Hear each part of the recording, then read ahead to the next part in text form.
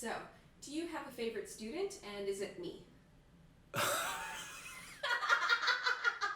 For this video, I have interviewed 3 of BFM's lecturers. We have Dirk here. I mean, I cannot have favorite students because we have so many great students that it would be impossible to pick a favorite. Then Alessandro Nani. As you can understand from my name, I'm not Estonian, of course. I'm Italian. And then Marianne Ostrat.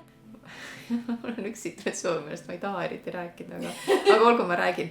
Now, I had the pleasure of talking with them about all things related to students and teaching to give you guys an insight as to what the teachers at BFM and at Tallinn University are really like. So, check it out. What do you teach?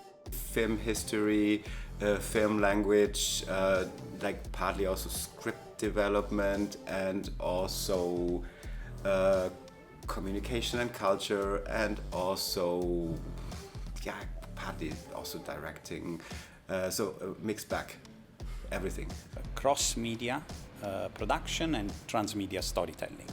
Ma olen produktsioonilektor Balti Filmi- ja Meediakooli ühisõppekava kinoais. All right, Alessandro, please tell us your favorite story in the classroom. There are many funny stories or many, let's say, unusual situations, but I remember one in particular. I was the assistant of this associate professor, Renira Rampazzo-Gambarato assistant.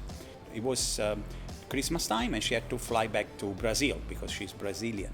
So she set up the exam dates and explained to the students, please come to the first exam. Then if I remember correctly, there was as well a second attempt. But one student didn't take the exams. So she asked me if I could actually examine him. And it was my first time. And it was an oral examination, one-to-one oral examination. So I said to her, okay, yes, thank you for the trust. And yeah, I will do the examination. And then when the student came, I asked him, I said, the lecturer was quite clear, asking the students to take the normal exam session. Why didn't you do it? And he looked at me and he said something that to me was totally unexpected. She said, well, it's because I fell in love. And at that moment, I was not expecting such an answer. And I didn't know, I don't know how I resisted from laughing. And I said to him, what is the correlation? I don't get it. And he said, no, because I met this girl and I really could not study. I was totally always with her and I wanted to spend my time with her, and I couldn't concentrate on studying. And then I asked him, okay, but now have you studied? And he said, yeah, it's been over a month that we've been together. So now I had some time to focus. And actually, he got an A. I mean, good on him. I mean, it demonstrated that, a little pause in the study time doesn't harm necessarily if the academic staff are flexible enough to give you another chance. But usually here in TLU, within the rules, we try to be accommodating and help the students. We are not here to punish the students. So. Marianne, please tell us about your favorite lesson. Mul on tunniplaanis tunnid küll, aga ma teen neid kohvikus, sest et mul on 2 põhimõtet. Me ei taha istuda oma tudengitega 4 tundi ilma akendeta ruumis, meid on ainult 3 kokku ja nüüd on 2.